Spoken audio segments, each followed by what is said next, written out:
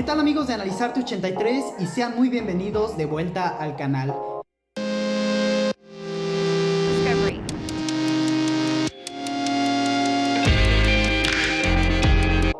Estamos con la continuación, la segunda parte del debate acerca de ciertos conceptos metafísicos. Como ya escucharon, esta es la segunda parte, así que muy probablemente si están aquí es porque ya vieron la primera parte. Si no, les dejo el link en la descripción, vayan rápido a verlo y aquí los esperamos de vuelta. Así que para los que ya lo vieron, vamos desde la parte en la que nos quedamos. On the vote.tv website on your smartphone, tablet or computer to vote in our very first question, and that is, does religious belief make the world a better place? Does religious belief make the world a better place? We'll report back later on your views. First, let's move on to our next question for our panel. It comes from Paul Hanrahan. My question is for Richard Dawkins. You're on the record as saying you can't prove that God doesn't exist, and you say you're agnostic rather than atheistic. Why do you appear as the champion of atheism around the world? Why do you accept? Aquí pongan mucha atención porque es donde se va a comentar la contradicción entre que en un momento Richard Dawkins dice que es un ateo y en otro momento en el que dice que es un agnóstico. Así que pongan mucha atención. Offers to appear as the champion of atheism. And why are you so evangelical in the prosecution of your cause? Isn't that a touch hypocritical and unscientific? Yes, Richard Dawkins, I'm a bit confused about this because you just referred to yourself moments ago as being an atheist. En este caso, todas las personas, todos los ateos y todos los escépticos, créanme que sí, estarían de acuerdo en que se harían fieles creyentes. But even that, I actually sometimes wonder whether that would... I think you're hallucinating. Exactly. I agree. I agree. Can I just put a question to you? Could you ever provide Richard Dawkins with the sort of proof he requires for belief, scientific proof of the existence of God? No, because I think he only accepts proof that is rooted in sense experience. In other words, he excludes the world of metaphysics, say the principle of contradiction, and he excludes the possibility of arguments that don't go against reason, but go beyond it. But could I make one little suggestion as to why Richard calls himself an atheist? Because in one of his blogs in 2002, he was discussing whether he's an agnostic or a non-theist. He said he prefers to use the term atheist because it's more explosive, it's more dynamic. You can shake people up. Whereas if you're just going around saying that you're an agnostic or a non-theist, it's not... these are his own words. Well, let's let Richard Dawkins... I don't remember saying that. It wouldn't totally surprise me. It's in 2002. Bueno, pero siendo realistas, claro que una persona cuando dice que es ateo, pues es una aseveración muy fuerte. Pero cuando una persona dice que es agnóstico o que simplemente es un escéptico, pues en realidad lo dejamos pasar.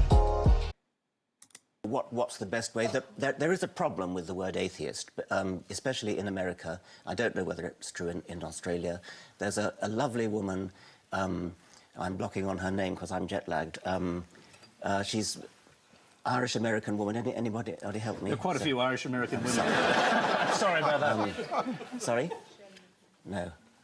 Anyway, I do apologise personally to her for forgetting her name. She's an actress and she's got she did a film on how she escaped from the Roman Catholic Church, and it's a very moving film, and at the end her mother discovered that she was an atheist, and her mother phoned her up and said, "Well, I don't mind you not believing in God, but an atheist?" Her name's Julia Sweeney, so it's suddenly come back to me. I strongly recommend that. Now, the point is that the word atheist, unlike just simply not believing in God, has bad connotations. And so, to some extent, people have wished to depart from that. Y precisamente lo que está diciendo soporta su forma de ser, ya que él es un ateo de la misma manera que defiende a sus propios ideales y los usa en contra de algunas otras personas en el caso de que se quieran pasar de listos con él. In change the name to non-theist or secularist or non-believer. And I waver back and forth as to what's the best name to use. I sometimes call myself an atheist, sometimes a non-theist, and sometimes just a non-believer. George Pell, can I just come back to you on this question of the existence of God? Why would God randomly decide to provide proof of his existence to a small group of Jews 2,000 years ago and not subsequently provide any proof after that? Well, I don't think there's ever been any scientific proof. I don't believe God does anything randomly, although he might set up a system which works apparently through, through chance, through random. But if you want to get if you want something done, you've got to ask somebody. It's no good, say, my asking everyone in the congregation, "Will you do something?" Normally, you go to a busy person because you know they'll do it. And so, for some extraordinary reason, God chose the Jews. They weren't intellectually the equal of either the Egyptians or the... Intellectually? Intellectually, morally... How can you know intellectually? Because you see the fruits of their civilization. Egypt was the great power for thousands of years before Christianity. Persia was a great power. Chaldea. The poor, the little Jewish people, they were originally shepherds. They were stuck, they're still stuck between these great powers. That's not a reflection of your intellectual capacity, is it, whether or not you're a shepherd? Well...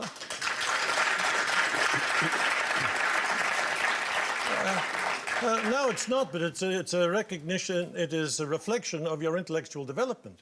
But like many people are very, very clever and not highly intellectual, but... Aquí yo realmente sí tengo una postura muy firme acerca de esto y sí creo exactamente lo mismo que el padre.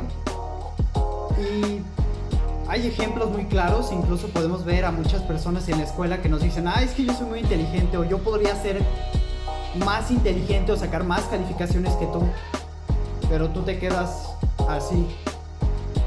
Y la cuestión no es que seas inteligente, sino que apliques esa inteligencia para un beneficio y para un desarrollo, que eso ya es ser intelectual, que es lo que está mencionando el padre como tal. But my point is... Sorry, can I just interrupt? Are you including Jesus in that, who obviously was Jewish and was of that community? Exactly. So intellectually not up to it?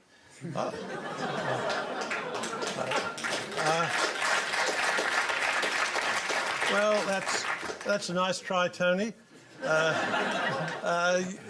The people, in terms of sophistication, the Psalms are remarkable. In terms of their buildings and that sort of thing, they don't compare with the great powers. But Jesus came not as a philosopher to the elite. He came to the poor and the battlers. And for some reason, he chose a very difficult, but actually they are now an intellectually elite, because over the centuries they've been pushed out of every other form of work.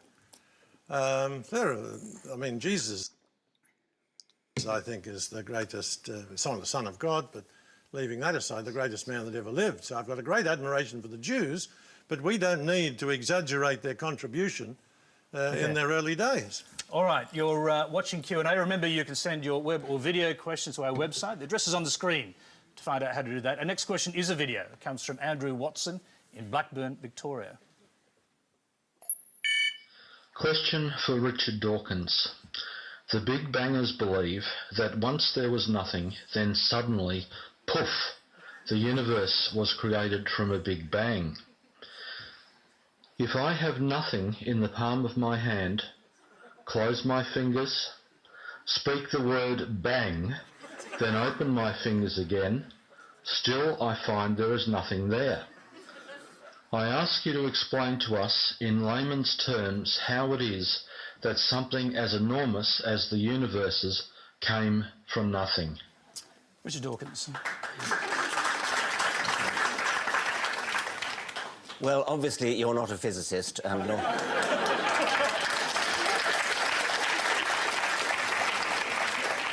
and nor am I, and I am delighted to say that during my time in Australia I shall be having a number of conversations, public conversations with my colleague Lawrence Krauss, including one in the Sydney Opera House later, I think it's next week. And he's written a book on exactly that topic of how you can get something from nothing, and I shall be questioning him. Worse explanation, it's even more difficult explanation. What scientists are trying to do is to explain how you can get not just something, but the immense complexity of the world, of the universe, and of life. And science is making a pretty good fist of doing that. Life is now completely solved, barring the details. That was Darwin's contribution and Darwin's... Bueno, antes de que continúe, me gustaría hacer mi aportación y, bueno, mi interpretación acerca de qué podría ser esa nada que había antes del Big Bang. Y tal vez esa nada sea una metáfora precisamente a lo que decía al principio del primer video, que se trata de la materia y de la antimateria. Claro que se dice que no había nada, pues porque no había planetas, no había galaxias, no habían estrellas, no había nada precisamente. Entonces, después de que sucedió el Big Bang, es que ya hay algo. Physicists are still working on the origin of the cosmos. Among them is Lawrence Krauss, whom I shall be talking to next week. Now, it is very mysterious how the universe came into being. It's a deeply mysterious and interesting question. And can I just interrupt? It's an old question, a very old question. Thomas Aquinas in the 13th century was asking this same question. He said there must have been a time when no physical things existed, but something can't come from nothing. That was his view. It's just been repeated by us. Something can come from nothing, and that's what physicists are now telling us. I could give you, you asked me to give you a... Pues sí, aquí tenemos el principio de la conservación de la materia. Nos dice que la materia no se crea ni se destruye, solo se transforma. Entonces, materia, antimateria, Big Bang, todo lo que conocemos. It would be a very, very layman's interpretation. When you have matter and antimatter and you put them together, they cancel each other out and give rise to nothing. What Lawrence Krauss is now suggesting is that if you start with nothing, the process can go into reverse and produce matter and antimatter. The theory is still being worked out. It's a very difficult... Claro, entonces, esta interacción entre materia y antimateria en un proceso inverso, que es lo que se está tratando de explicar precisamente en el CERN, pues va a ser lo que dio origen como tal al universo, pero en realidad no saben todavía con certeza, entonces pues es una teoría más que nada. Difficult theory, mathematical theory. I'm not qualified to answer the question, but what I am sure about is that it most certainly is not solved by postulating an intelligence, a creative intelligence, who raises even bigger questions of his own existence. That certainly is not going to be the answer, whatever else is. George Pell. Thank you. The trouble, well, there are many troubles with Richard's teachings, but a fundamental one is that he dumbs down God and he soups up nothing. He continually talks as though God is some sort of upmarket figure within space and time. Now, from 450, 500 BC, where with the Greek philosophers, God is outside space and time. God is necessary, self-sufficient, uncaused, unconditioned. That's the hypothesis you've got to wrestle with. The second thing is... Y aquí volvemos con otra pregunta que realmente no puede estar dentro de la capacidad ni del pensamiento humano, porque si Dios no está en el espacio y en el tiempo, entonces ¿dónde está el cielo? ¿O a dónde van las almas del purgatorio? Krauss says nothing about the Big Bang coming out of nothing. Admittedly, he comes clean on about 6 pages from the end of his book, and I don't know whether Richard has read it that far because he gave it a foreword. What he says is what Richard is describing as nothing is a sort of a mixture of particles and perhaps a vacuum with electromagnetic forces working on it. That's what Krauss is talking about under the heading of nothing. And there's a very good review of this in the New York Times. Not a pro-religious paper at all, where Krauss is absolutely denied and demolished, although especially by his supporters claiming that he says things come out of nothing. He doesn't say that. It's a matter, you can quickly respond to that before the you next can one. dispute exactly what's meant by nothing, but whatever it is, it's very, very simple. And why is that funny? Well, I think it's a bit funny to be trying to define nothing.